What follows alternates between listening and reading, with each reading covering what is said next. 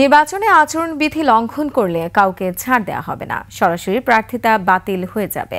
নারায়ণগঞ্জ বন্দরে সাইরা গার্ডেনে নির্বাচন প্রক্রিয়ায় ভোট গ্রহণকারী কর্মকর্তাদের চ্যালেঞ্জ সমূহ নিরূপণ ও উত্তরণের উপায় শীর্ষক কর্মশালায় প্রধান অতিথির বক্তব্যে একথা বলেন নির্বাচন কমিশনার আনোয়ারুল ইসলাম সরকার।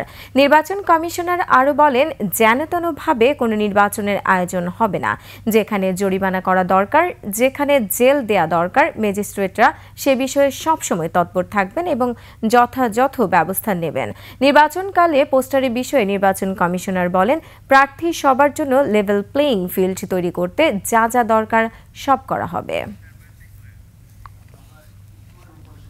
যদি এমন পরিস্থিতি সৃষ্টি হয় যে ফল ঘোষণার আগ পর্যন্ত কোনো যদি অন্তরায় সৃষ্টি হয়, তাহলে প্রিজাইডিং অফিসার কেন্দ্র বন্ধ করতে পারবেন, রিটার্নিং অফিসার পুরা আসনটাই বাতিল করে দিতে পারবেন এবং হলফনামার যে বিষয়গুলো থাকবে নমিনেশন পেপার সাবমিশনের সময় হলফনামায় যদি কোনো তথ্য গোপন করেন এবং কম বেশি দেন, সেই ক্ষেত্রে পাশ করার পরেও তার এই যে পদবি এটি বাতিল হবে।